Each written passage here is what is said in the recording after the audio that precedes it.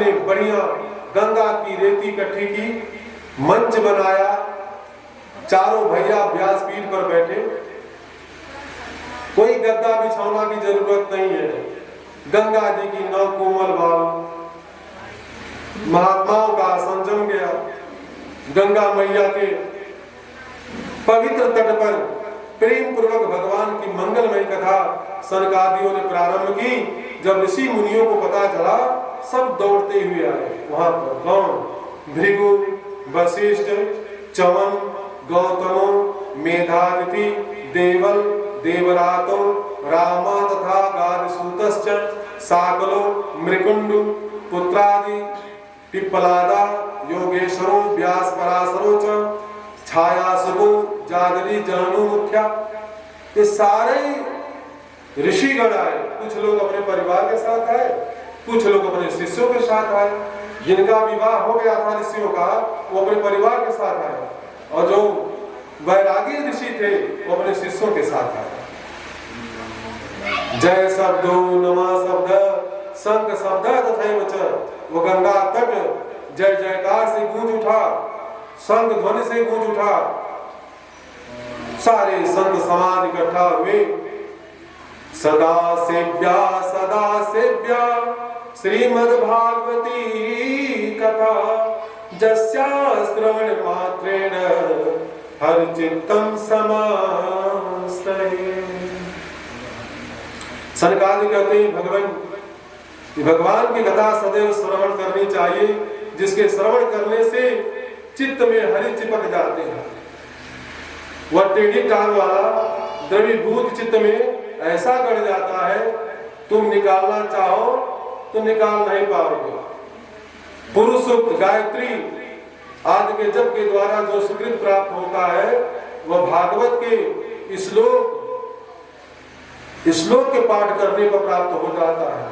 मानव शरीर पाकर के भी जिसने इस परम लाभ को प्राप्त नहीं किया, वह चंडाल के समान है। गाली दे रहे सरकार कि मनुष्य के शरीर पाए हो, दिन भर पेट भरना, पर निंदा करना, धन कमाना, परिवार का पालन पोषण का, पूरी उम्र बीत जाती है। भगवान के लिए मिनट समय नहीं, उनको गाली देते हैं सरकार। चंडाल है, गधे, मुर्दा का समाज। एवं मदन दिव्य देव समाज मुखिया। ऐसा आकाश में खड़ा पूरा देव समाज कहता है, ना भागों को देखो मृतलोक में। हम ऊपर से आकर कथा सुन रहे हैं, वे ठाड़ से सो रहे हैं। भगवान के चरणामृत की पवित्र धारा बह रही है, उसमें आचमन और आवाहन भी नहीं करते। जो लोग अमृत का कलश उसी समय जब भगवत कथा हुई, भक्ति के दोनों पुत्र ज्ञान और वैराग्य जुआवस्था को प्राप्त हुए, और दोनों को हाथ पकड़े हुए भक्ति आई वहां जहां भागवत। श्री कृष्ण गोविंद हरे मुरारी, हे नाथ नारायण वासुदेव। ये कौन बोले? भक्ति अपने पुत्रों को साथ लेकर के इसी वाक्य का उच्चारण करते हुए उस सभा मंडप में प्रवेश किया। श्री कृष्ण गोविंद हरे मुरारी, हे नाथ नारायण वासुदेव।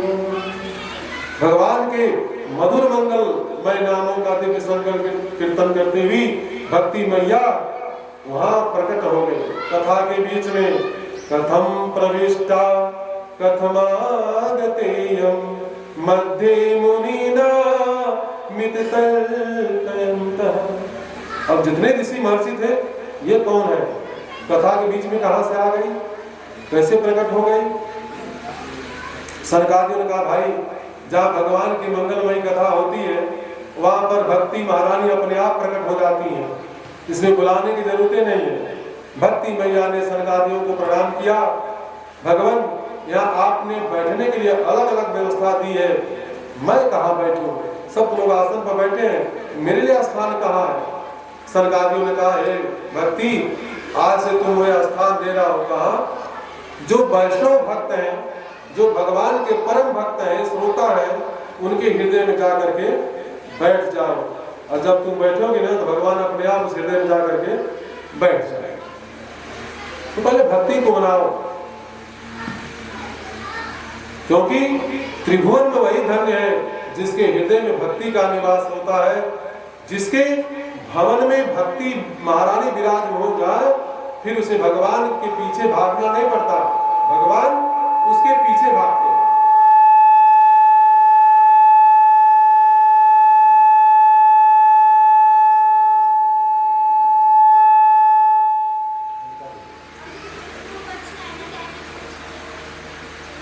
सकल भुवन मध्ये निर्धराते पिधन्या निवसति हृदय जैसा श्री हरे भक्ति का। हरिरपि निज लोकम सर्वता तो विहाय प्रविशति हृदय जैसा भक्ति सूत्रो नवध। हे मां, जिसके हृदय में आप विराजमान हो जाती है, भगवान स्वतः उसमें जाकर विराज। नारद जी कहते नारम ज्ञानम ददाति इति नारद। जो ज्ञान को देने वाले हैं उनको नारद बोलते हैं। नारम ज्ञानम ददाति इति नारद। और जिसका लगाया हुआ झगड़ा कभी रद्द न हो उसको भी नारद बोलते हैं। और एक गुण और है, जिसको संसार में एक बार नारद जी का दर्शन हुआ उसको भविष्य में जरूर भगवान का दर्शन जरूर हुआ। यह शास्त्र इसका प्रमाण है।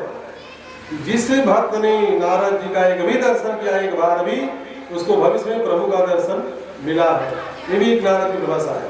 तो त्रिभुवन में वही धन्य है जिसके हृदय में भक्ति रानी विराजमान है, क्योंकि भगवान जिस घर में भक्ति को देखते हैं वो अपना वैकुंठ त्याग करके उस भक्त के हृदय में वह अंदर बुलाना भी न चाहे तो जबरदस्ती उस हृदय में भगवान जा करके विराजमान हो जाते हैं।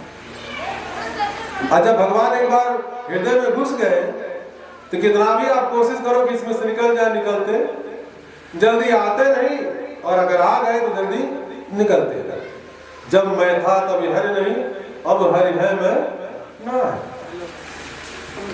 भाई भवन सुंदर हो और भगवान की प्रिया भक्ति से समन्वित हो तो भगवान भला कैसे न कब्जा करें।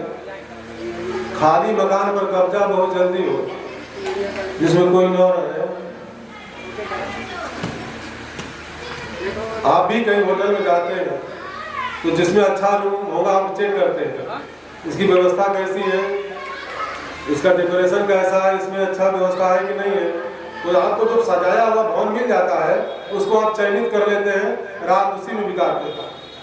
आज जौने भवन में झाला मकड़ी का झाला सारे पेट पर धूल धक्कड़ हो तो आदमी कवारी खोलेगा, झाके का बंद कर देगा, इसमें रहने लायक नहीं है। तो हृदय रूपी जो कमरा है इसमें काम क्रोध लोभ मद मोह ईर्ष्या राग द्वेष जो भी ये धूल धक्कड़ है, भगवान जब इसको खोलते हैं हृदय को देखते हैं ये तो भरा हुआ है, उसको बंद कर देते हैं, इसमें नहीं जाते। आज जिस हृदय में काम क्रोध आदि न हो, एकदम स्वच्छ हृदय हो, सरल हृदय हो, भगवान उसी में चले जाते हैं। प्रविशति हृदय तेषाम, उस हृदय में बलपूर्वक घुस जाते हैं। एक बार प्रवेश कर गए भक्ति सूत्रोन्बद्ध, आप निकाल नहीं सकते। एक उदाहरण और दिया, मलाह जब मछली मारता है, कटिया देखे हैं, कटिया जिसमें चारा को होता है, कंडी लगाकर फेंकता है। उस चारे के लालच में मछली पहले इधर उधर घूमती है, लेकिन जब उस चारे को ग्रहण करना चाहती है तो उसी में फंस जाती है। वो कटिया को भी बंसी बोलते हैं। क्या बोलते हैं? बंसी। बंसी मतलब कटिया। ऋषि का मात्रा देख ले, ऋषि का मात्रा कटिया का है। कटिया का जैसे कटिया का आकार होगा ऋषि में मात्रा होगी। वही मात्रा कहाँ लगी है? कृष्ण में। कहाँ लगी है? कृष्ण में। कृष्ण में वही मात्रा लगी जो कटिया। ये कृष्ण को कोई यदि और एक बार अगर कृष्ण को पकड़ लेता है, उस शब्द को ग्रहण कर लेता है, वो भी उस कटिया में फंस जाता है। किसमें? वो कृष्ण रूपी कटिया में फंस जाता है, फिर निकल नहीं पाता। उसको भी बंसी बोलते, कितना भी निकलना चाहो नहीं निकाल सकते। सूत जी कहते हैं ऋषियों, अब देवर्षि नारद ने सनकादियों से कहा, भगवान हमने प्रत्यक्ष देख लिया कि श्रीमद् भागवत के श्रवण से ज्ञान और वैराग्य भक्ति सब पुष्ट हो गए, नाचने लगे।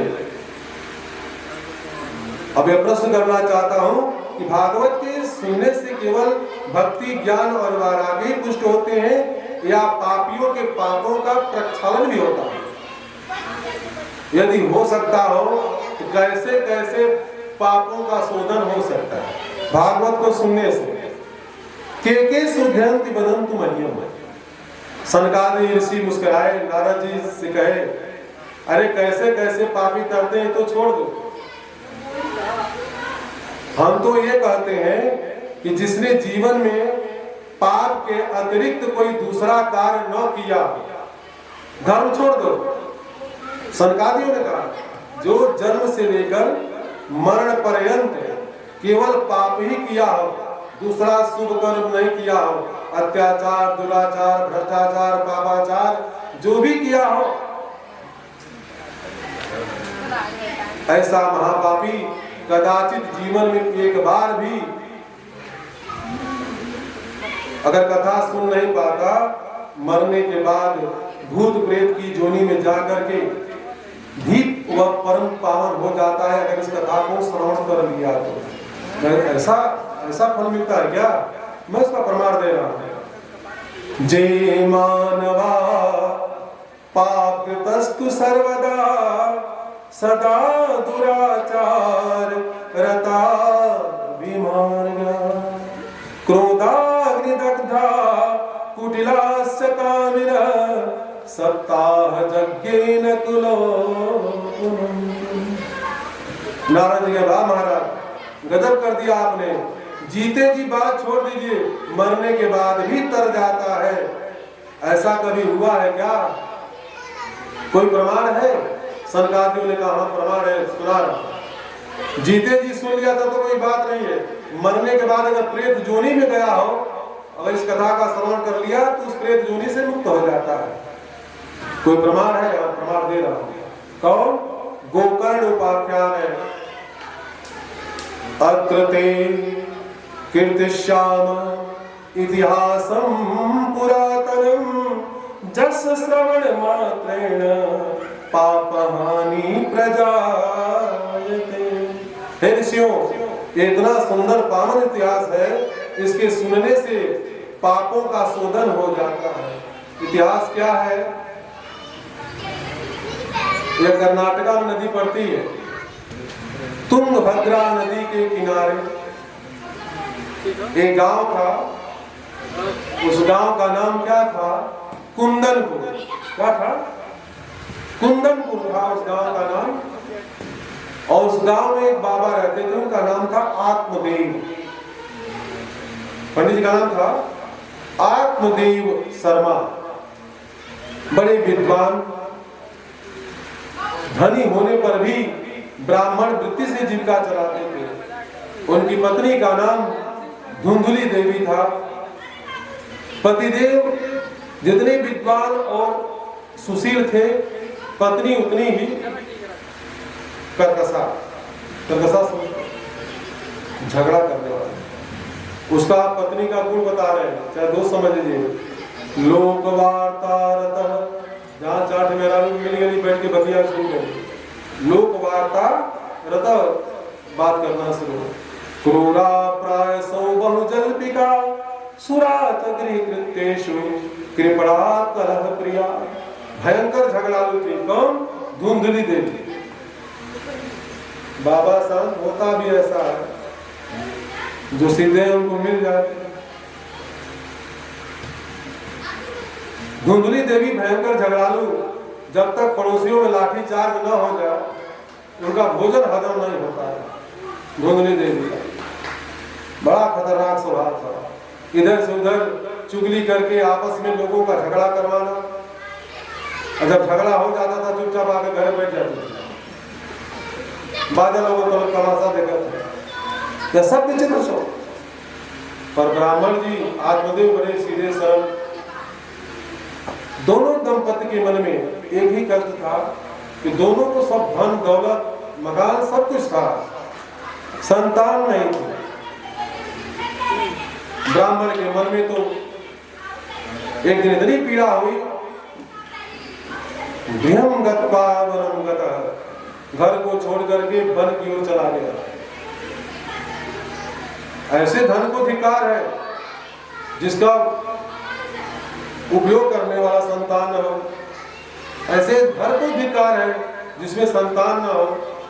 धन को भी धिक्कार किया, घर को भी धिक्कार किया, अपने जीवन को भी धिक्कार दिया आत्मदेव। पुत्र पुमः नामक नरकः त्रायते इति पुत्र। 84 लाख नरक में पुम नरक होता है जिसको पुत्र ही पार लगाता है, इसलिए पुम नाम नरक त्रायते पुत्र।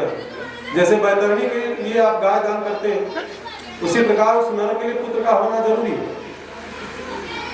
इसलिए गृहं गत्वा वनं गतः, वन में जाकर के विशाल वृक्ष का था बरगद का नीचे बैठ गए, चिंगार मार मार कर रोने लगे। उसी समय एक संत निकले, ब्राह्मण की आंखों में आंसू देखा, एकांत में क्यों रो रहा है, चलो हाथ का पूछ लूं। कोई भगवत प्राप्ति का मोक्ष जिज्ञासु नहीं, सब चले जाए। कथम रोदसी विप्रतुम काते चिंता बलियसी बरतम संवत्सरम मह्यम स्वस्य दुःखस्य कारणम्। संत ने पूछा क्यों रो रहे हो? अगर कोई रोता है ना और कोई पूछने वाला चल जाए तो वो आदमी और दुगना रोता है। जब उसको कोई चुप कराने वाला मिल जाएगा वो बुझ जाएगा कि चुप करीबे करिए और दुगना आवाज को बढ़ा देगा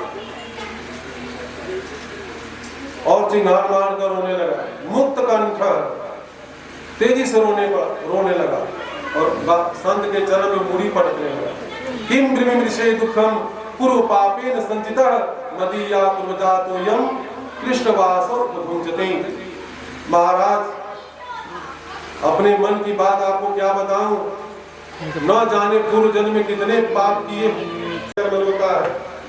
महाज्ञानी है तू, कर्मों की गति बड़ी बहाल है, इसलिए विवेक से काम लो।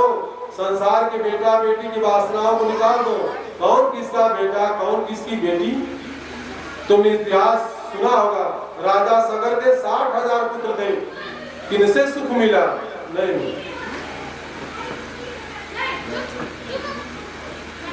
राजा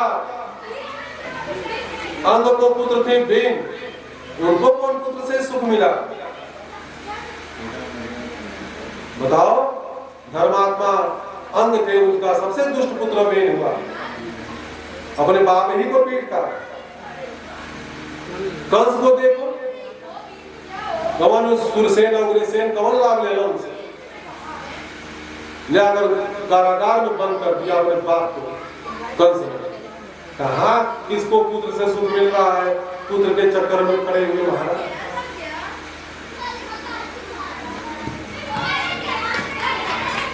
तो बेटे के जाने से बेटा मिल जाएगा तो तुम सुखी हो जाओगे, इसका कोई प्रमाण है?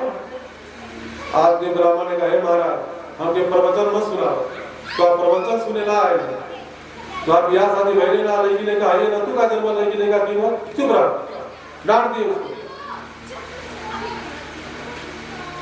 आप बाबा बैरागी बेटे का सुख क्या जानते हो? छोटे छोटे बच्चे जब पापा पापा करके बुलाते हैं तो मालूम पड़ता है स्वर का सुख मिल रहा। तुदला तुदला कर मीठी मीठी बातें करते हैं, मानो कान में रसगुल्ला पड़ गया। ये मेरे कान तरसते हैं, मुझे पूछना चाहिए, मुझे लड़का जरूर चाहिए। गृहस्थ सरसो लोके पुत्र पौत्र समन्वितः। जिस घर में लड़का हो नाती हो उसका सुख ही अलग है।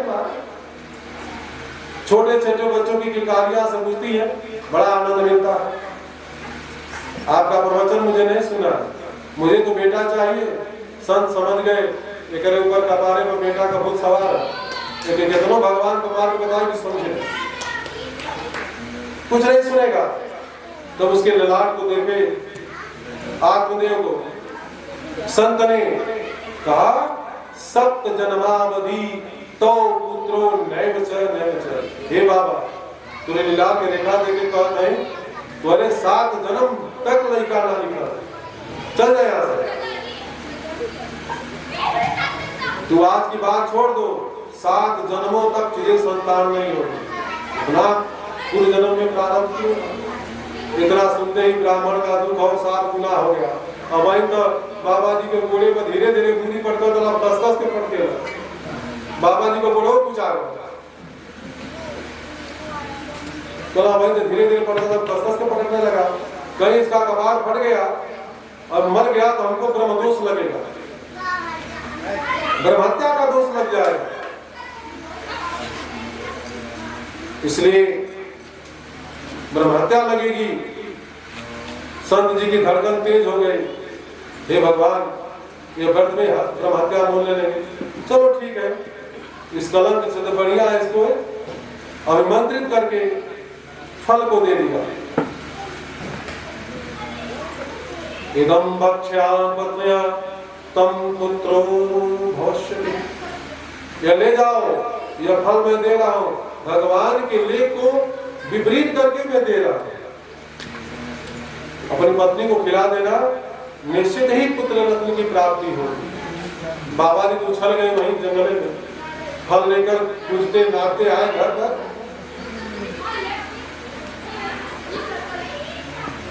सुन रही हो क्या है? अरे आओ बाहर, महात्मा ने मुझे फल दिया है, इसके खाने से पुत्र रत्न की प्राप्ति होगी। कुछ नियम बताया। नियम क्या है? कोई ज्यादा नहीं है, एक समय भोजन करना है, एक वेला। 3 बाबा जी बड़े प्रसन्न हुए, कहे आज के 9वें महीने हमारे घर पर लड़कों की किलकारियां गूंजेगी महाराज। अब इधर देवी जी फल लिए बैठी है, भगवान खाऊं कि ना खाऊं।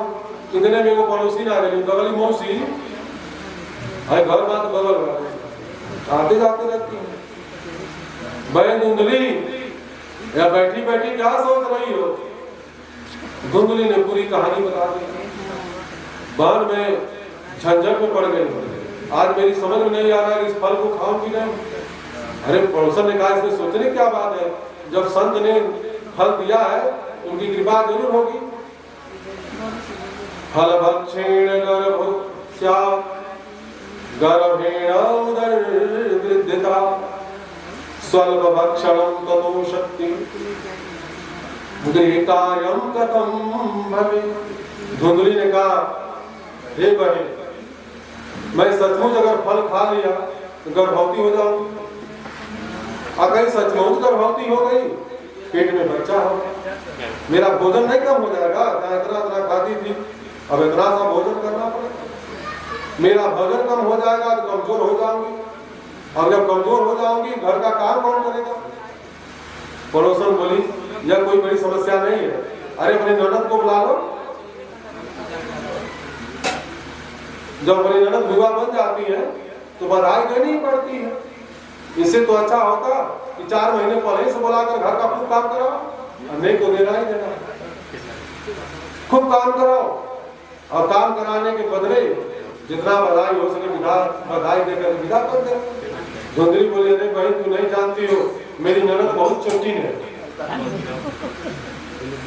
4 महीने में हमारा घर में साफ करके चली जाएगी। उसे तो अच्छा है कि नौकर रख लो, उसी से काम करवा लूंगी। अच्छा, फल को तो मैं खा लूंगी, पर एक बात बता, मैंने सुना है कि गर्भवती स्त्री को ज्यादा तेज दौड़ नहीं पाती है। तो उसने कहा, तुमके तेज दौड़ने के कारण का आराम से चल।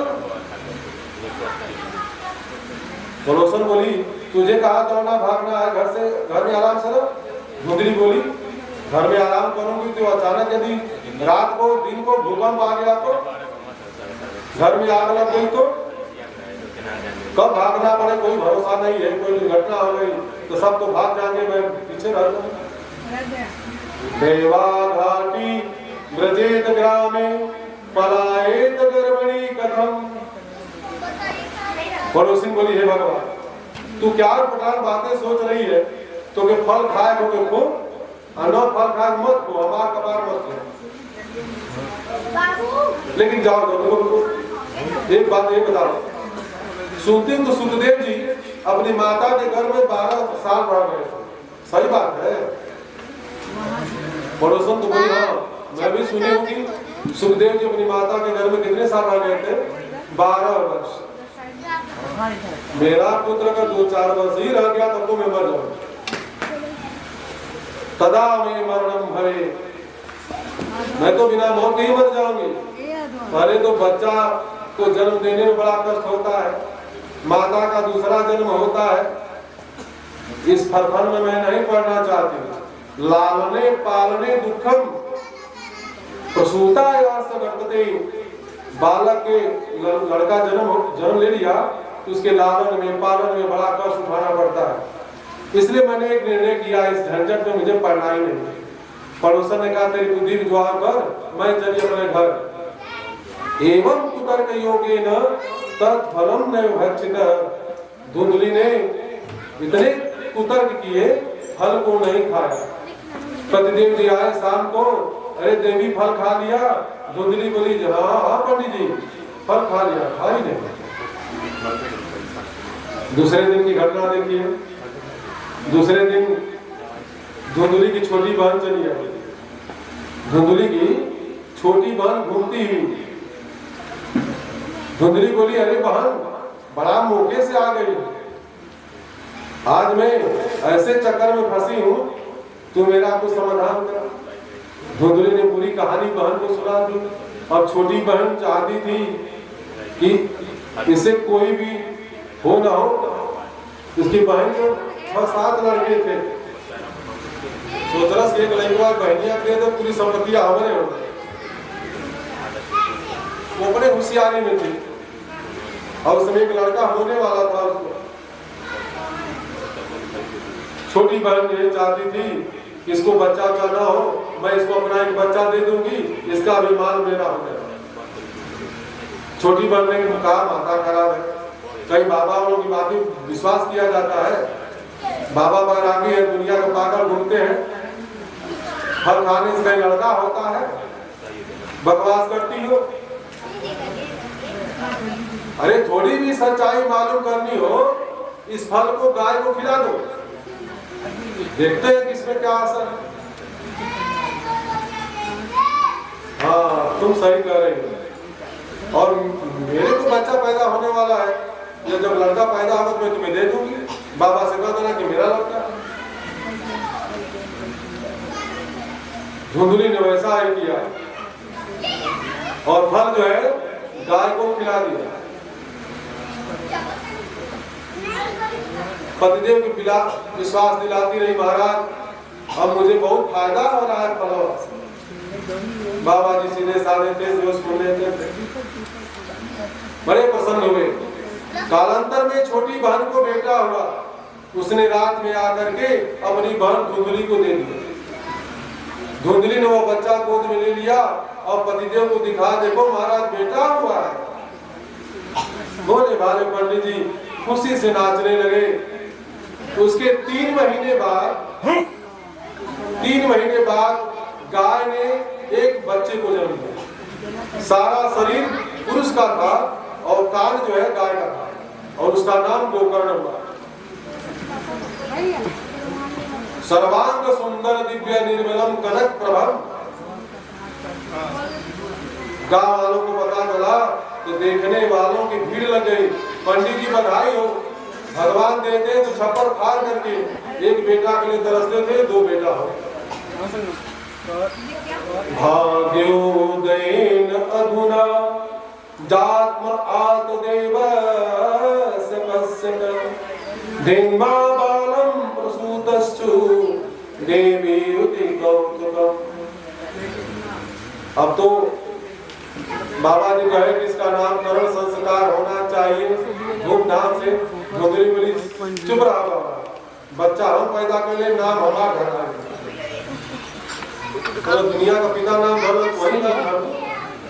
अरे हाँ अब जन्म दे हम नाम धर, हमारा नाम धुंधली है, हमारे लड़का का नाम धुंधकारी नहीं। तब बाबा जी का ठीक है कियत काले तब जात। हेलो उसी के 3 महीने बाद गाय ने बछड़े को जन्म दिया है, पुत्र को जन्म दिया। सारा शरीर जो है मनुष्य का, कान जो है गाय का, इसलिए उनका नाम गोकर्ण होगा। कियत काले तो जातो तरणो तनयाहुः गोकर्णो पंडितो ज्ञानी धुंधकारी महाफल। बालक जो जो बड़े होते गए गोकर्ण जी उतने प्रकांड विद्वान होते चले गए और धुंधकारी उतना ही दुष्ट और दुराचारी। एक विख्यात हुआ और एक कुख्यात हुआ। जो अच्छा था वो विख्यात हुआ, जो बुरा था वो कुख्यात हुआ। गोकर्ण पंडितो ज्ञानी। पंडित किसको बोलते हैं? सत असत विवेचनी बुद्धि पंडा सा अस संजाता स पंडित। जो सत असत को जानकारी रखता है, ठीक ठीक से विवेचन करे, उसे पंडित बोलते हैं। असोच्यानन असोच्यम प्रज्ञावादस्य भाससे गता सुना नाम सोचन की कितना कर देते हैं 2000 कर देते हैं। सत असत का विवेक जिसमें वो पंडित है। ऐसे महान पंडित गोकर्ण जी महाराज हुए। और धुंधकारी चोरी करने लगा, दुराचार में प्रवृत्त हो गया, जुआरी बन गया, घर का जितना धन था सब ठिकाने लगा दिया, व्यभिचार में प्रवृत्त हो गया। एक दिन तो घर के सारे बर्तन उठा करके बाजार में बेच दिया। ठीक है। अब तो पंडित जी सिर पकड़ के रोने लगे, ऐसे तो बढ़िया में सनकनिए रहा। 3.6 क्व तिष्ठामि क्व गच्छामि दुःखं फोकस कितना करें? प्राणा त्यजामि दुःखेन मा कष्टं मम संसितम्। क्या कहते हैं? हे भगवान, कहाँ जाऊं, कहाँ बैठूं, किसे अपनी व्यथा कथा सुनाऊं? ऐसे जीवन से तो अच्छा है कि मैं मर जाऊं। फिर भाग के फिर सन्यासी वही मिला। ये बाबा कहाँ फिर हो? कल मरने आ रहे, अगले दिन तो मर ही गया। तो हमारी संतान ना रहे तो मरने आ रहे, हमारी संतान हो गई तो मरे। फोकस के लिए 6 परिणाम क्या होगा? फोकस।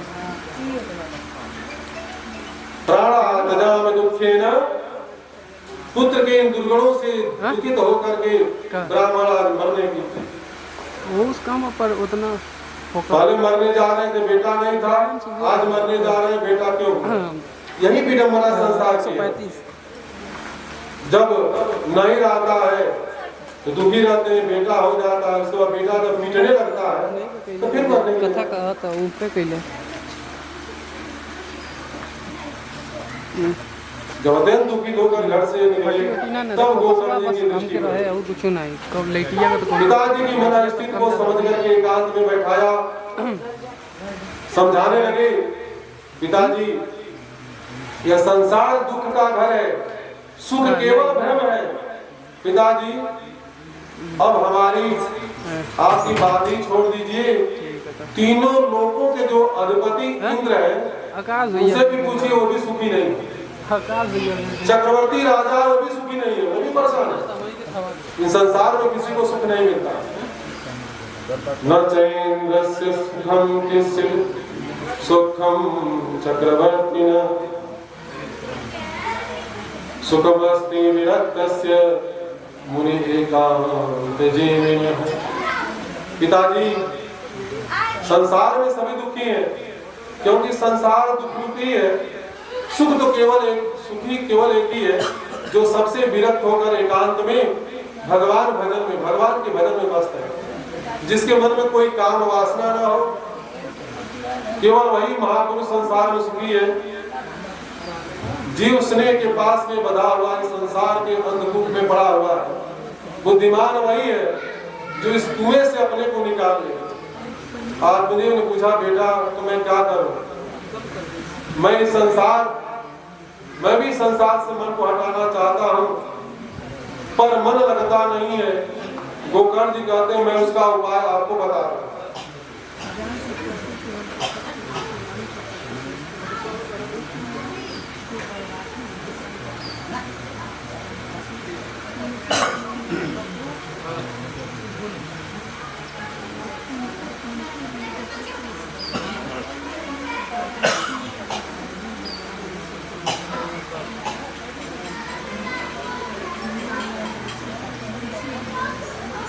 बहुत रोए।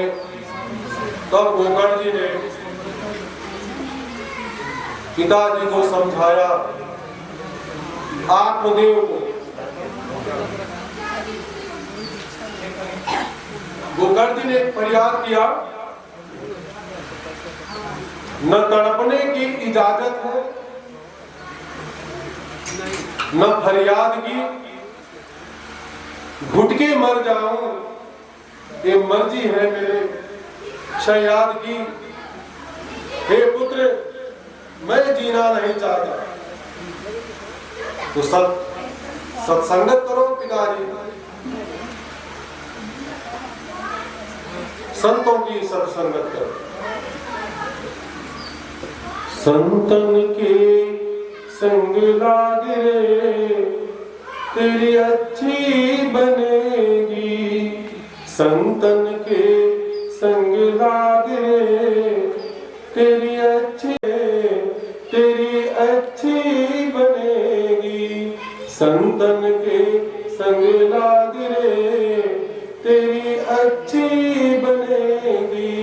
ध्रुज की बन गई प्रहलाद की बन गई, ध्रुज की बन गई प्रहलाद की बन गई।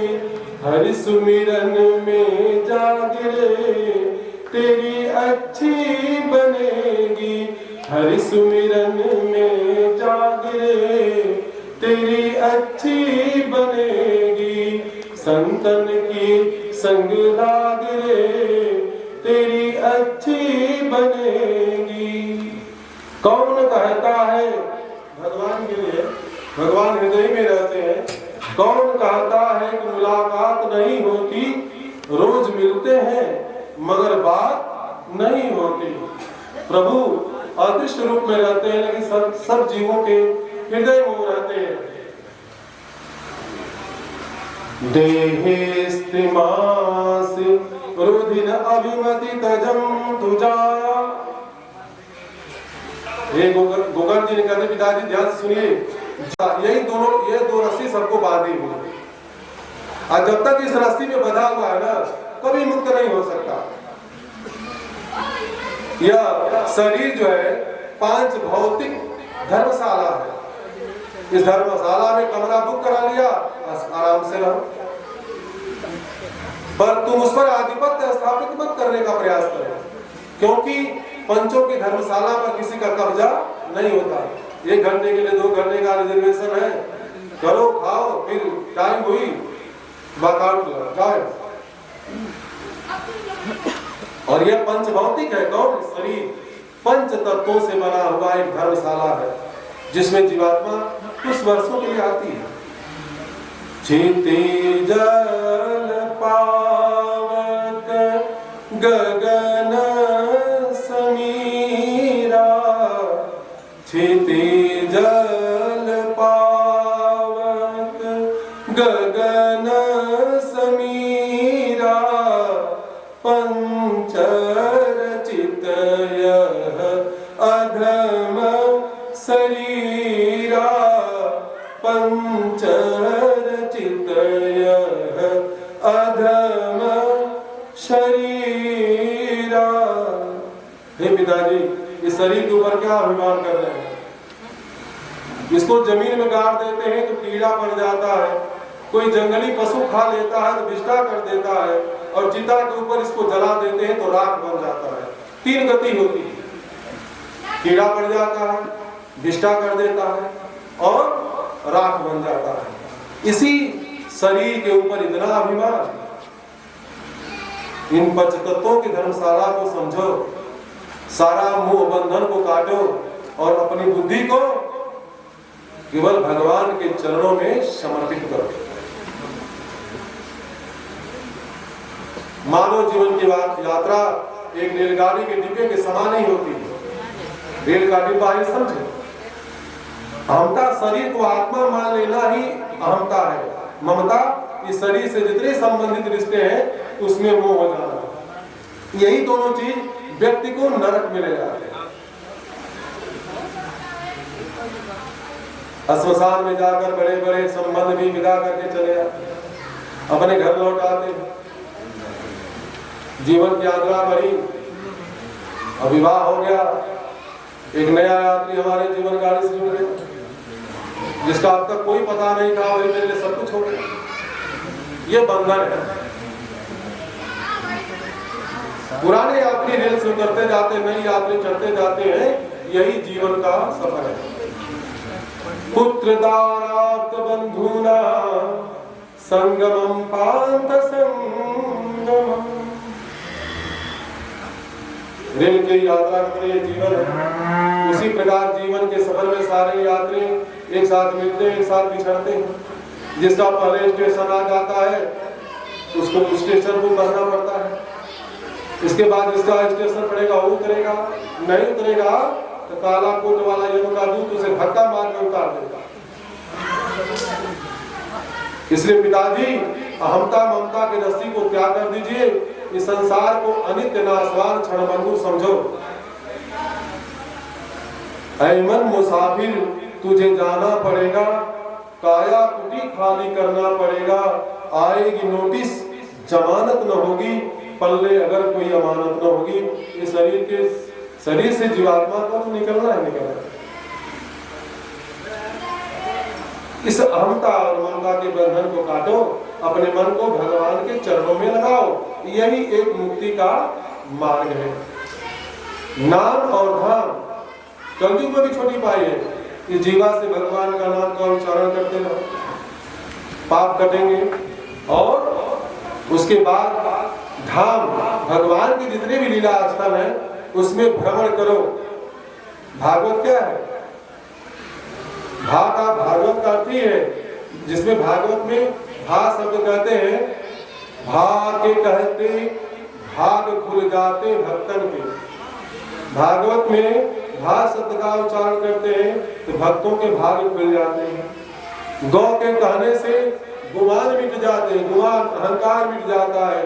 व के कहने से विष्णु का भक्त हो जाता है और तो के करने से यह भव सिंधु उतर जाता है। यह भागवत। और भगवत भक्ति, ज्ञान और वैराग और त्याग को मिला करता है। इसलिए मातृदेव भव, पितृदेव भव, अतिथि देव भव, धर्म रस संतज्य लोक धर्मान संभ्यः। इस प्रकार गोकर्ण जी ने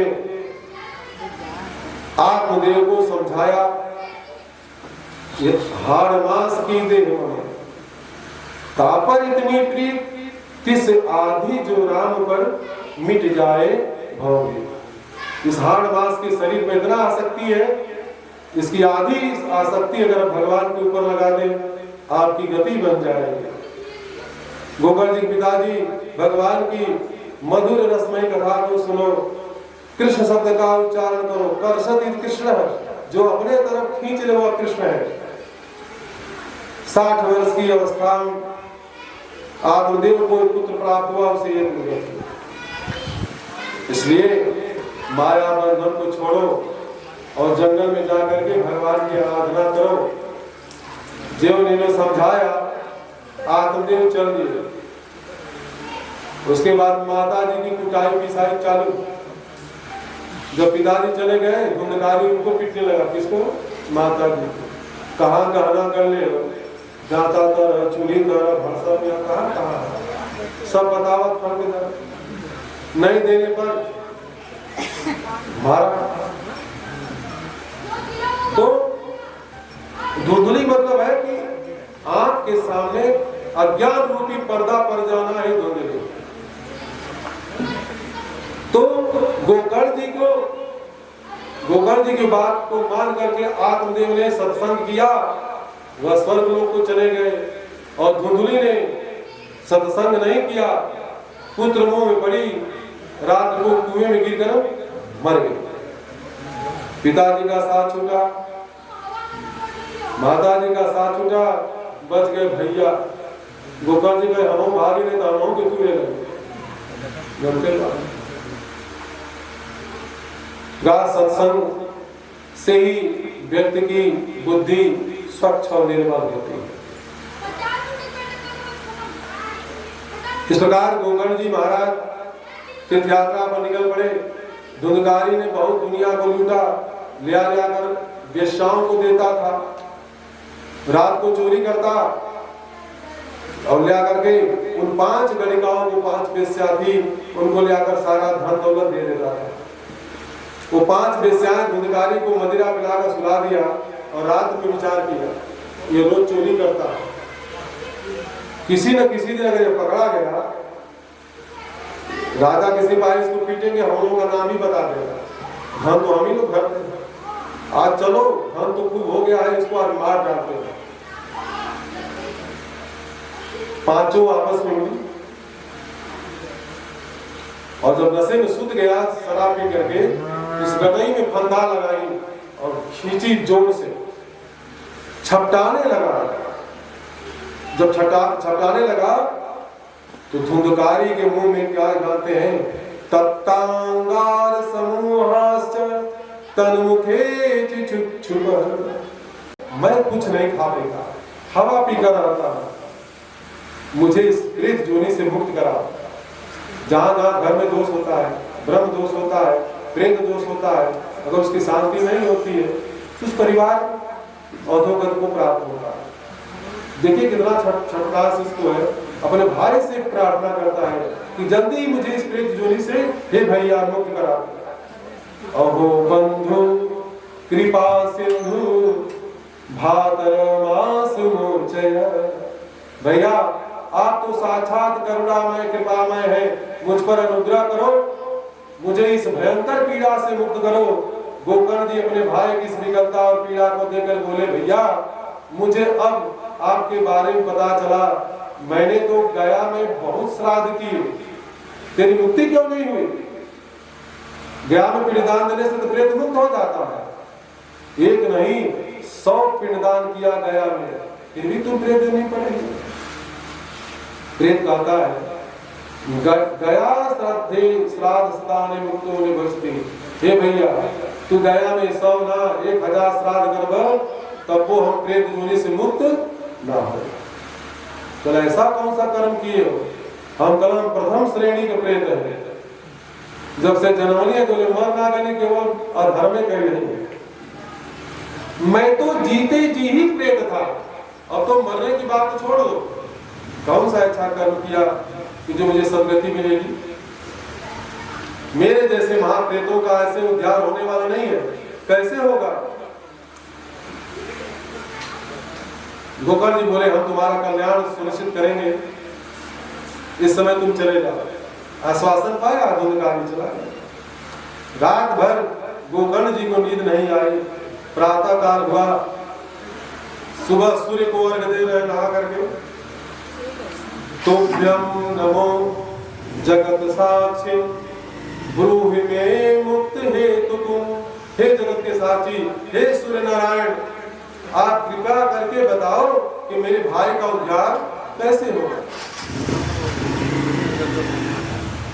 तब सूर्य भगवान रुक गए और गोकर्ण जी से कहा, श्रीमद् भागवतान मुक्ति सप्ताह वाचनम गुरु, हे गोकर्ण जाओ अपने भाई को श्रीमद् भागवत संहिता का श्रवण कराओ, निश्चित ही अब प्रेत जोनी से मुक्त हो जाएगा। बड़े गदगद हुए गोकर्ण जी और भागवत का शुभारंभ किस महीने में किया? आषाढ़ महीने में। कौन महीना था? आषाढ़ महीने में भागवत का आयोजन किया। लोगों को पता चला, लोग डरते हुए आए। वैष्णवम ब्राह्मणम मुख्यम श्रोतारम परिकल्प्य। उसी समय धुंधकारी भी आया, कथा का आयोजन है, सब लोग बैठे हैं। धुंधकारी प्रेत योनि में हवा रूप में था, हवा बादी ने घुसुर के हर चल जाए, फिर पछुआ में हर चल जाए। कहीं कथवा हम कैसे सुने?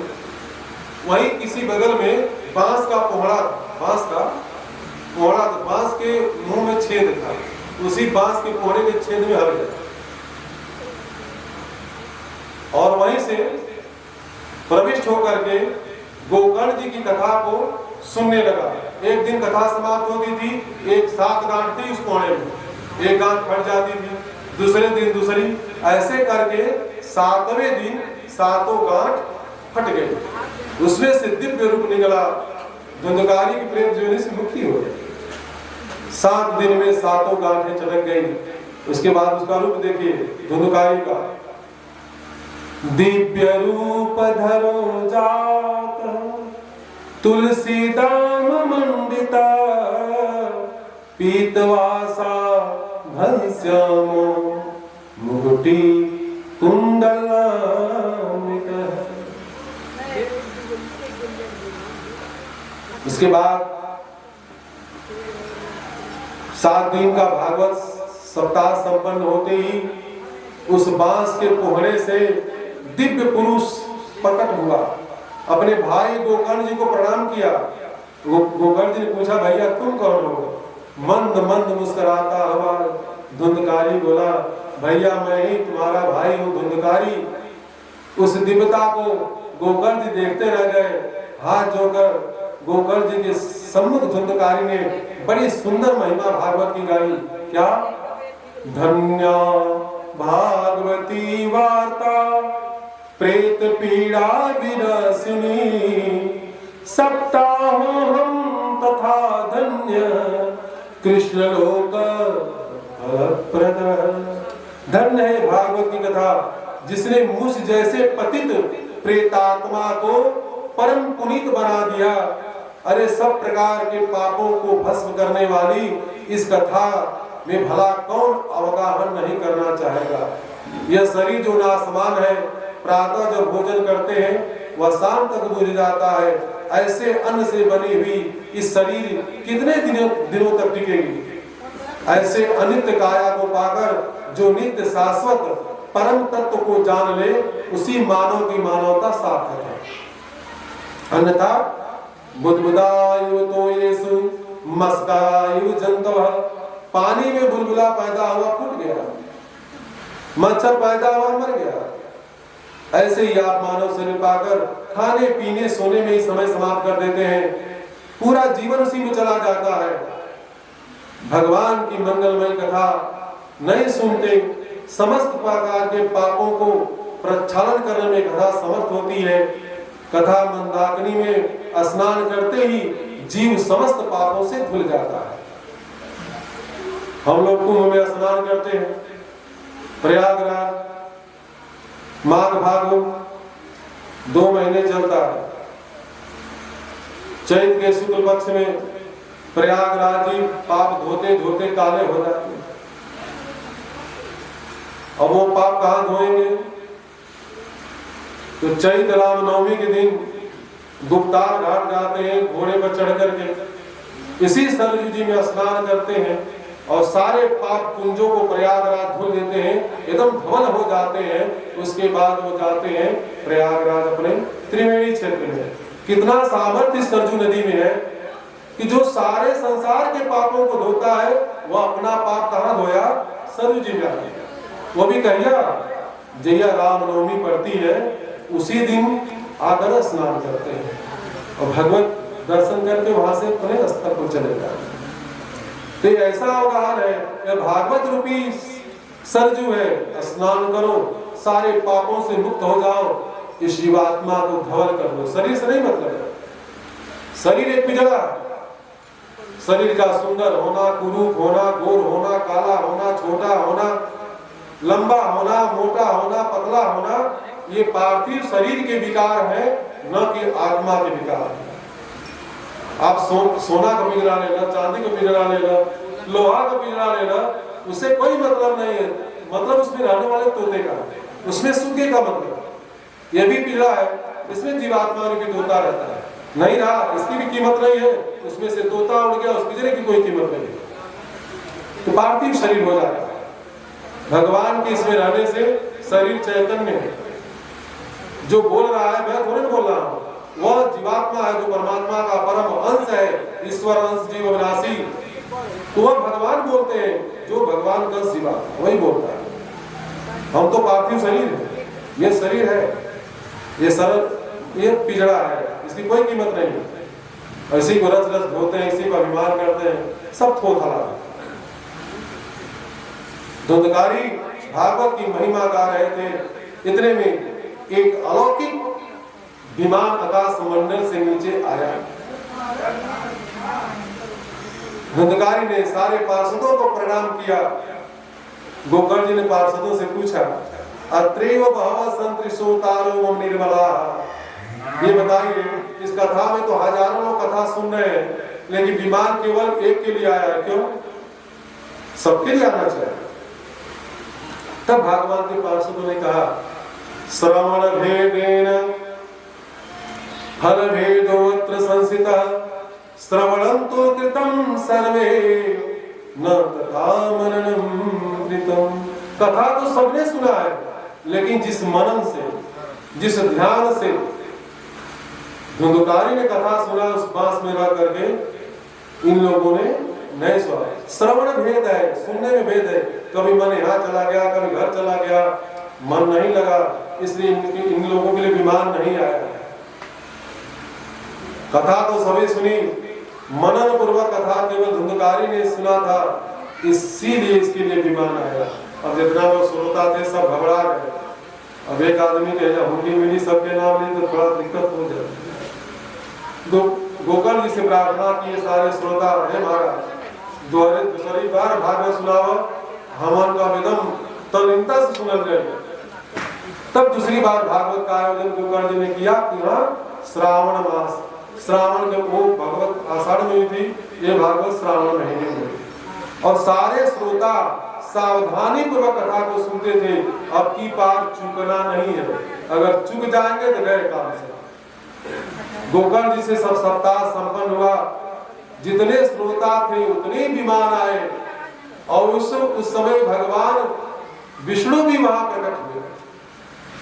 उस कथा में दूसरी बार जब कथा हुई, अयोध्या वासिनः पूर्वं यथा रामेण संगता तथा कृष्णेन ते नेता गोलोकम योगी दुर्लभम। जैसे राघवेंद्र प्रभु के साथ समस्त अयोध्यापुरवासी अपने परम धाम साकेतपुरी को प्रस्थान किए, आज गोकर्ण जी के साथ श्रोता समुदाय भगवान के परम पद को प्राप्त हो। सनकादि कहते हैं, नारद अब बताइए नारद, आप कह रहे थे कि कैसे कैसे पापी करते हैं, तो बताओ धुंधकारी जैसा प्रथम श्रेणी का पापी तर गया, प्रेत जोनी से मुक्त हो गया, और क्यों नहीं हो जाएंगे, जरूर होंगे, परम पावन होंगे। तो छोटे छोटे पापी तर जाएंगे तो कौन सा बड़ा आश्चर्य। 5 पापों की संख्या तो बहुत है, 5 महापाप में आते हैं जिसकी मुक्ति नहीं होती। पहला मदिरा पान करने वाला, ये 5 महापापी में आते हैं जो मदिरा पान करते हैं। दूसरा स्वर्ण चोरी, जो सोना चुराता है। तीसरा ब्रह्मघाती। चौथा श्रेष्ठ जनों की पत्नियों से गमन करने वाला। इन चौथों के साथ जो 5वां रहता है उसका दोस्त मित्र, वह 5वें पापी के रूप में गिना जाता है। इन 5 पापियों के लिए न कोई पूजा है न कोई उपाय है, उनको अवश्य ही नरक में जाना पड़ता है, फिर घूमकर वही आता है।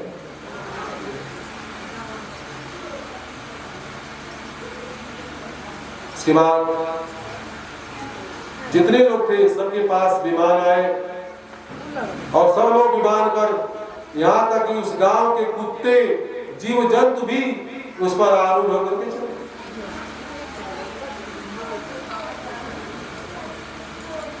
भगवान स्वयं कृष्ण प्रकट होकर के भगवान ने गोकर्ण जी को हृदय लगाया, परम पद की प्राप्ति हुई। सनकादि कहते हैं, देखिए जब गोकर्ण उद्धार हो गया तो छोटे छोटे पापी क्यों तर जाए। विवाह जादृशावित्तम तादृशम परिकल्पते।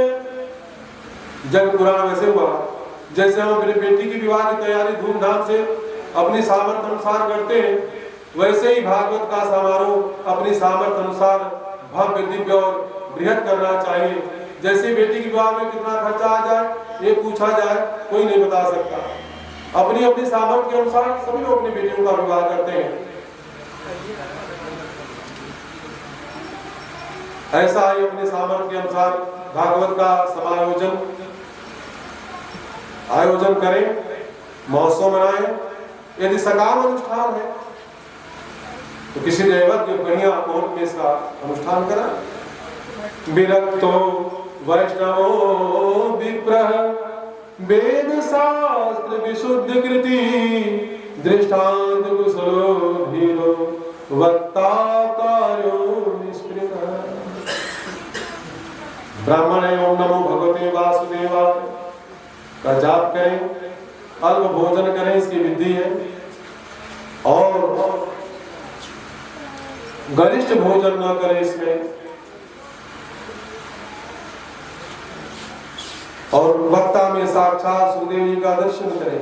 सुख रूपो प्रबुद्धज्ञ सर्वशास्त्र विशारद एतत् कथाम प्रकाशेन मद ज्ञानम विनाशय। इस भावना से सुख व्यासपीठ का पूजन करें। कथा के समापन में श्रोता समुदाय भगवान का कीर्तन करें। जब नाम संकीर्तन की बात है तो नारद जी ने अपनी पीड़ा संभाल लिया। जितने श्रोता समुदाय बैठे थे भक्तजन अपनी योग्यता के अनुसार कीर्तन में भाग लिया। प्रहलाद जी ताली बजाने लगे, उद्धव जी मजीरा संभाला, श्री नारद जी वीणा पर माल को सराग छेड़ दिया। अर्जुन बड़े भारी संगीताचार्य हैं, उन्होंने उसी राग में आलाप शुरू किया। पर बिना ताल के राग अधूरा ही रहता है।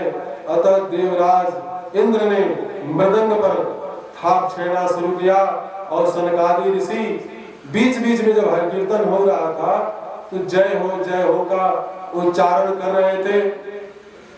बलिहारी बलिहारी शब्द का उच्चारण करते थे। कह करके संगीतकारों का उत्साहवर्धन करना प्रारंभ कर दिया। कहीं सुनई मनमोदन करही।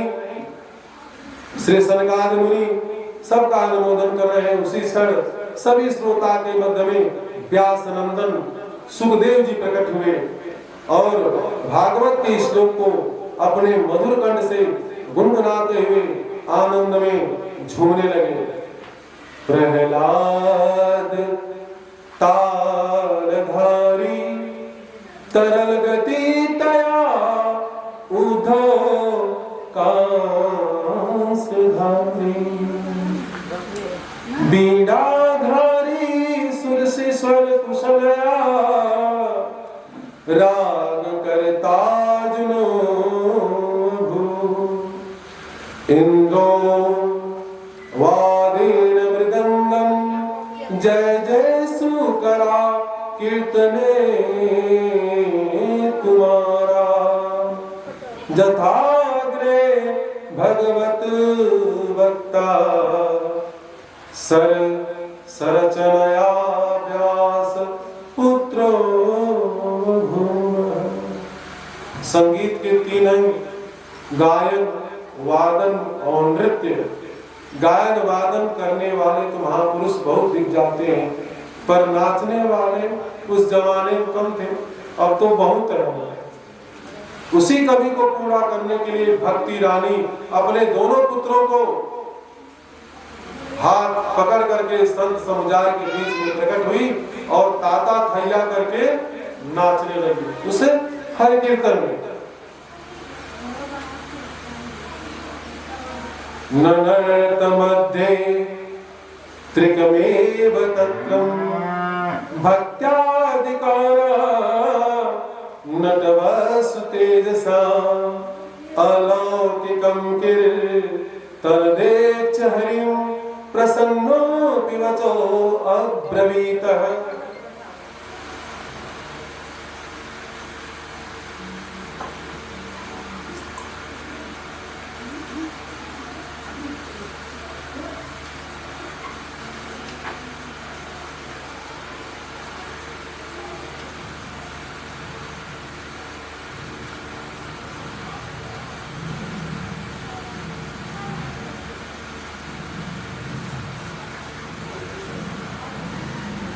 हरिद्वार के गंगा नदी के आनंद तट पर अलौकिक संकीर्तन प्रारंभ हुआ। कोई ताली बजा रहा है, कोई नाच रहा है, कोई बीड़ा बजा रहा है, कोई मजीरा बजा रहा है, कोई अपने मुक्त मधुर कंठ से आलाप कर रहा है, कोई मृदंग पर थाप दे रहा है। समस्त श्रोता समुदाय, संत समुदाय, भक्त समुदाय झूम झूम कर संकीर्तन कर रहा है। उसी बीच भक्ति भी भगवान की शरणागति लेकर के वहां उपस्थित हुई और उसके दोनों पुत्र जुआवस्था को प्राप्त हुए।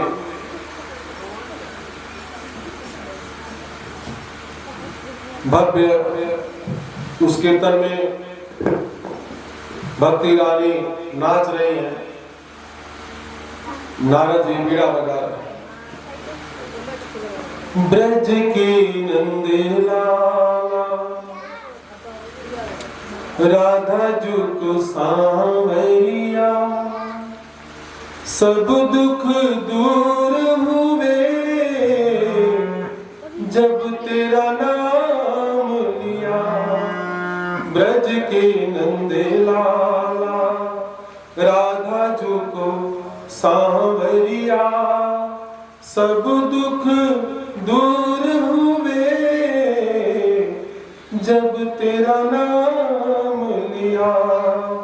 ब्रज के नंद लाला राधा जू को सांवरिया, सब दुख दूर हुए जब तेरा नाम।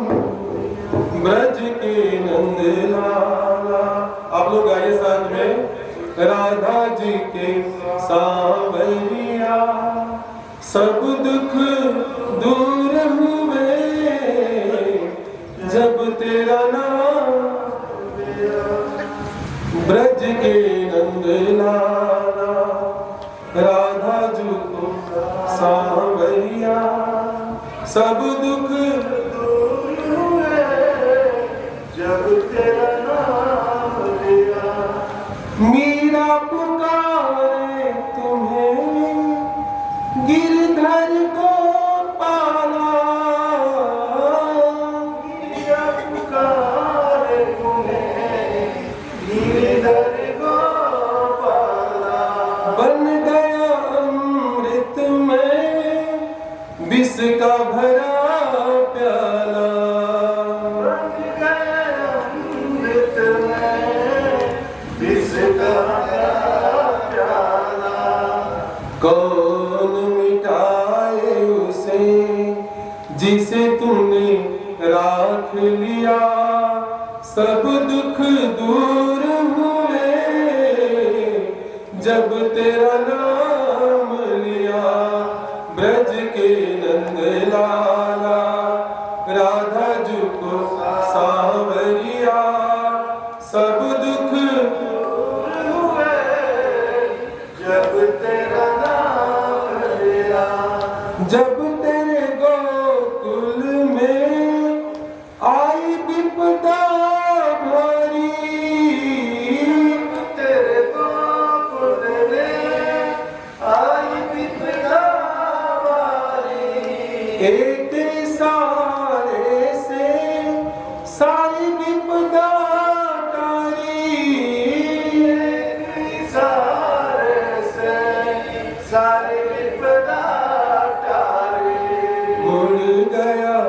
गोवर्धन जिसे तूने उठा लिया, सब दुख दूर हुए जब तेरा नाम लिया। ब्रज के नंद लाला राधा जी को सांवरिया, सब दुख दूर हुए जब तेरा नाम लिया। ब्रज के नंद लाला राधा जी को सांवरिया, सब दुख दूर हुए जब तेरा नाम लिया। नैनों में श्याम बसे मन में बनवारी, श्याम बसे मन में बनवारी। सुध बिसराए गई मुरली की धुन प्यारी, बिसराई गई मुरली की धुन प्यारी। इस मन मंदिर में रास रचाओ रसिया, सब दुख दूर हुए जब तेरा नाम लिया। ब्रज के नंद लाला राधा जी को सांवरिया, सब दुख दूर हुए जब तेरा नाम लिया। ब्रज के नंद लाला राधा जी को सांवरिया, सब दुख दूर हुए जब तेरा नाम लिया। एक बार वृंदावन बिहारी लाल की जय।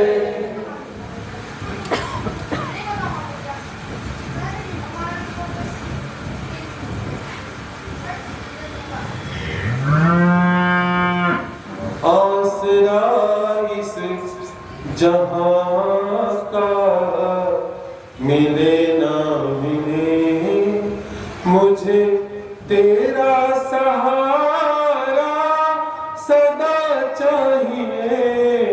आसरा इस जहां का मिले ना मिले, मुझको तेरा सहारा सदा चाहिए। आसरा इस जहां का मिले ना मिले, मुझको तेरा सहारा सदा चाहिए।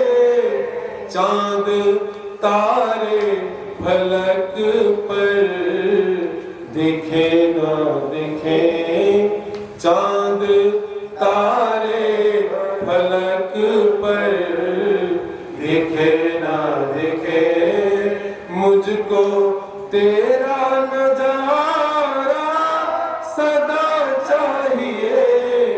आसरा इस जहां का मिले ना मिले, मुझको तेरा सहारा सदा चाहिए। आसरा इस जहां का मिले ना मिले, मुझको तेरा सहारा सदा चाहिए। आसरा इस जहां का मिले ना मिले, मुझको तेरा सहारा सदा चाहिए। मेरी धीमी है चाल और पथ है विशाल, मेरी धीमी है चाल और पथ है विशाल। हर कदम पर मुसीबत अब तू ही समा, मेरी धीमी है चाल और पथ है विशाल। हर कदम पर मुसीबत अब तू ही समा। मेरे पैर मेरे थके हैं, चले ना चले मेरे दिल में इशारा तेरा चाहिए, आसरा इस जहां का मिले ना मिले, आसरा इस जहां का मिले ना मिले, मुझको तेरा सहारा सदा चाहिए। चांद तारे गगन में दिखे ना दिखे, चांद तारे गगन में दिखे ना दिखे, मुझको तेरा नजारा सदा चाहिए, आसरा इस जहां का मिले ना मिले, मुझको तेरा सहारा सदा चाहिए, आसरा इस जहां का मिले ना मिले। यहाँ खुशियाँ है कम और ज्यादा है गम, यहाँ खुशियाँ है कम और ज्यादा है गम, जहाँ खुशियाँ है कम और ज्यादा है गम, जहाँ देखो वही है भरम ही भरम, जहाँ देखो वही है भरम ही भरम। मेरी महफिल में शम्मा जले ना जले, मेरी महफिल में शम्मा जले ना जले, मेरे दिल में उजाला तेरा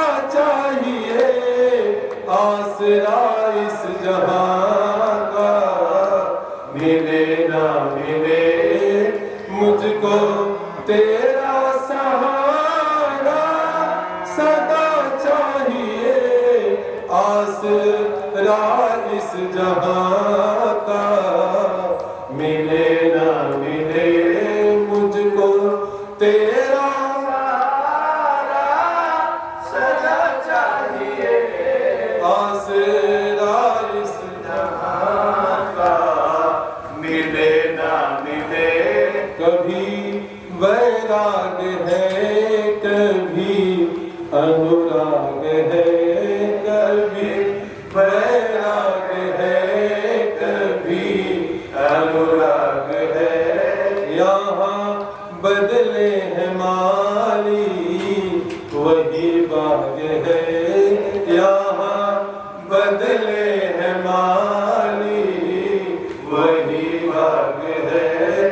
मेरी चाहत की दुनिया बसे ना बसे, मेरी चाहत की दुनिया बसे ना बसे, मेरे दिल में बसेरा सदा चाहिए, आसरा इस जहां का मिले ना मिले, मुझको तेरा सहारा सदा चाहिए, चांद तारे फलक पर दिखे ना दिखे, चांद तारे फलक पर दिखे ना दिखे, मुझको तेरा नजारा सदा चाहिए,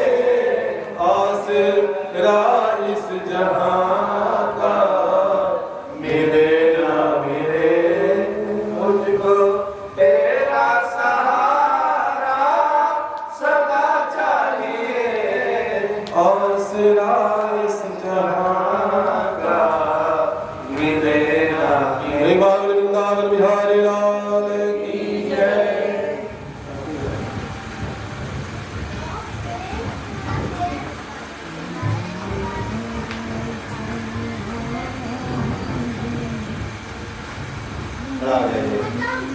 सभी लोग खड़ा होना भगवान की आरती में।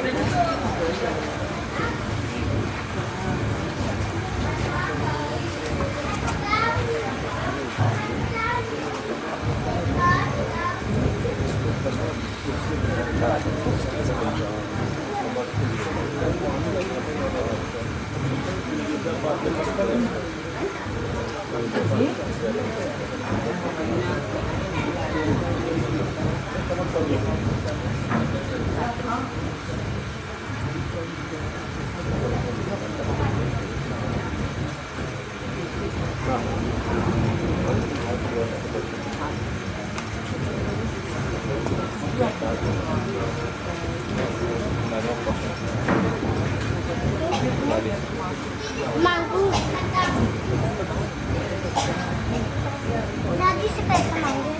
हाँ हाँ ठीक करो।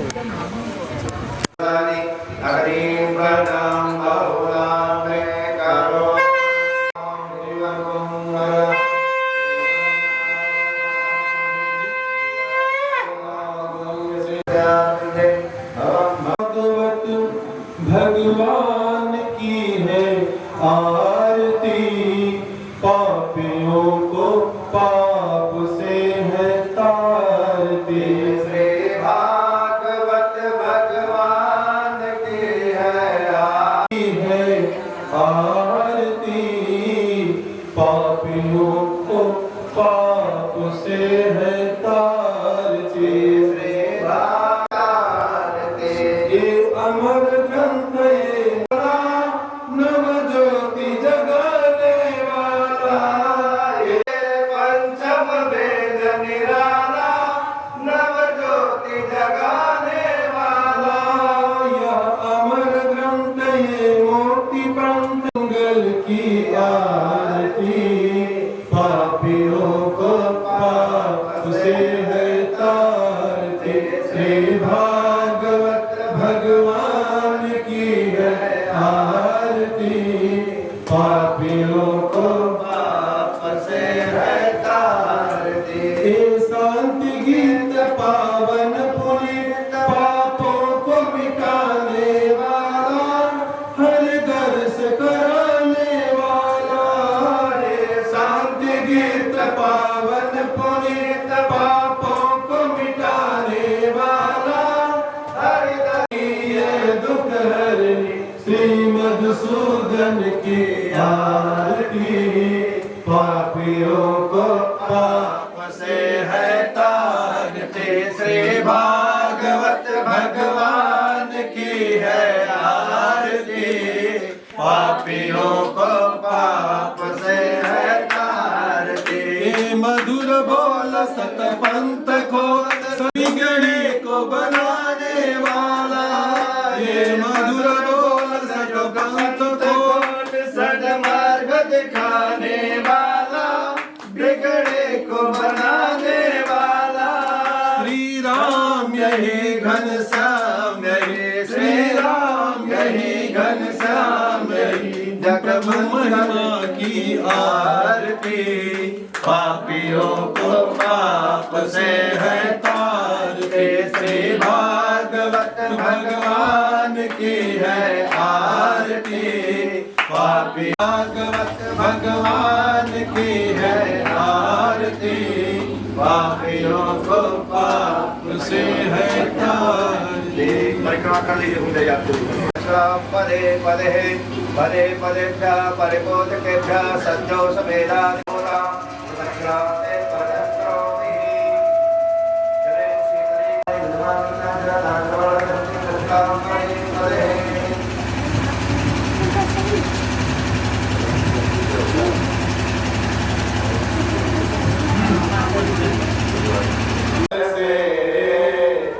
सुख उपजत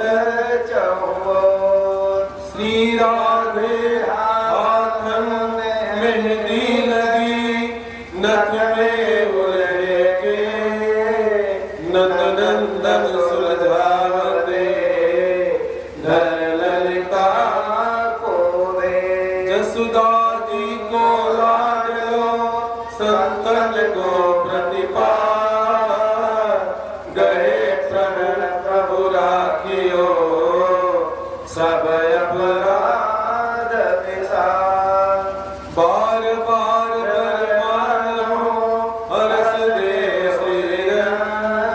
पद सरोज पायनी भगति सदा सतसंग आजा प्यारे मोहना पलक ओट कोइले नाम देखन और तो ना तो देखन रे वृंदावन बालक बलो भवर करे गुंजा दुल्हन प्यारी राधिका दुल्हन नंद कुमार वृंदावन के वृक्ष को मर्म न जाने को डाल डाल अब पात पात पर राधे राधे हो हाथ छुड़ाए जात हो निर्बल नाने के हो हृदय से लग जाओगे सबल बनोगे तो बंसी बट स्वागत करे तो जमुना देत आशीष सबहु भूमि गोपाल की कबहु नवावे से चरण कमल बंदौ तीन के पूरबहु सकल मनोरथ मेरे करहु प्रणाम करम मन बानी करहु कृपा सुत सेवक जानी सीताराम चरण रति मोरे अनुदिन वर्णो अनुग्रह तोरे जय विधिनाथ होई हित मोरा करहु सुबेगी दास में तोरा संग वंदे श्रद्धा विश्वास विरो जान सिद्ध स्वांत स्वमीशम लोकाभिरामं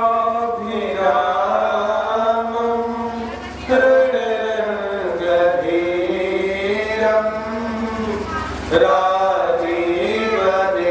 राजीवनेत्रं रघुवंशनाथं कारुण्यरूपं करुणाकरं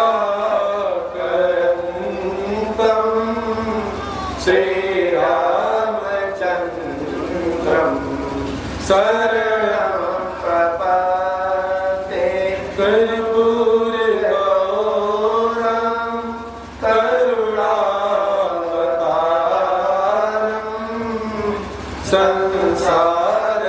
संसारसारं भुजगेन्द्रहारं सदा वसन्तं हृदयारविन्दे भवं भवानि सहितं नमामि मनोजवं मारुततुल्यवेगं जितेन्द्रियं बुद्धिमतां वातात्मजं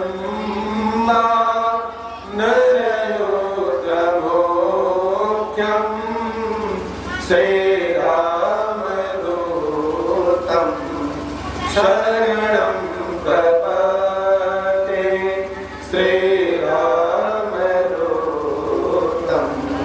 शरणं प्रपद्ये ॐ नारायणाय विद्महे वासुदेवाय धीमहि तन्नो विष्णु प्रचोदयात् महालक्ष्मी विद्महे विष्णुपत्नी च धीमहि तन्नो लक्ष्मी प्रचोदयात्।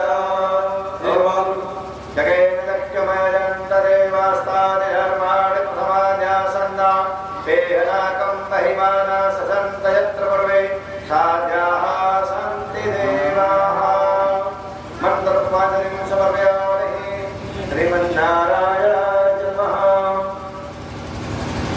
माता टेक के प्रणाम कर दीजिए।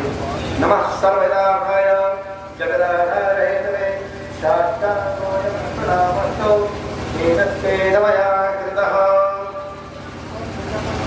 बोले प्रेम से गणेश भगवान की जय, गौरी माता की जय, वरुण देवता की जय, नवग्रह मंडल की जय, श्रीमद्भागवत महापुराण की जय, श्रीमद्भागवत महापुराण की जय, सुबह स्थान की जय, ग्राम देवता की जय, वास्तु देवता की जय, स्थान देवता की जय, सरजू मैया की जय, भवानी स्वरनाथ की जय, मां विंध्यवासिनी की जय, मां दिनेश्वरी की जय, चारों धाम की जय, चारों वेद की जय, अयोध्या धाम की जय, मथुरा धाम की जय, वृंदावन धाम की जय, गोकुल धाम की जय, सत्य सनातन धर्म की जय, धर्म सम्राट कृपात्री महाराज की जय, संत बहारी महाराज की जय, अपने अपने माता पिता की जय, अपने अपने गुरुजनों की जय, विद्वत समाज की जय, संस्कृत भाषा की जय, गौ माता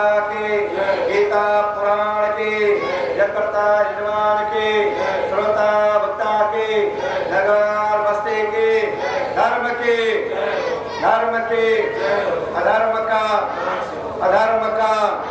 प्राणियों में विश्व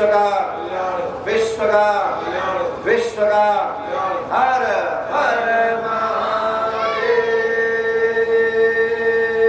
ओम हर हर महादेव। ओम हर हर महादेव। नमः पार्वती पतये नमः। सर्वे भवन्तु सुखिनः, सर्वे सन्तु निरामयाः, सर्वे भद्राणि पश्यन्तु मा कश्चित् दुर्भाग्यं भवेत्। ओम पूर्णमदः पूर्णमिदं पूर्णात् पूर्णमुच्यते पूर्णस्य पूर्णमादाय पूर्णमेवावशिष्यते। ओम शांति शांति शांति। आसनं पर्यवधाय चक्राय नमः।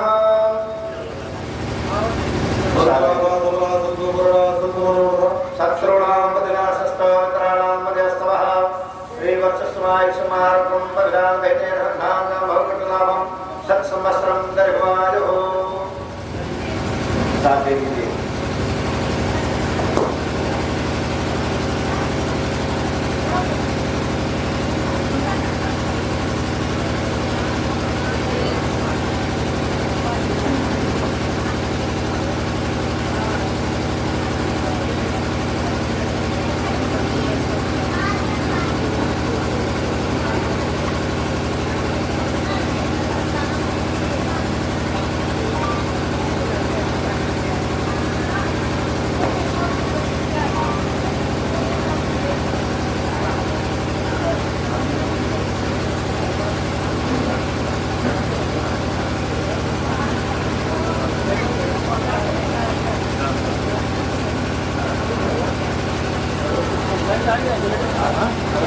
बैठा हुआ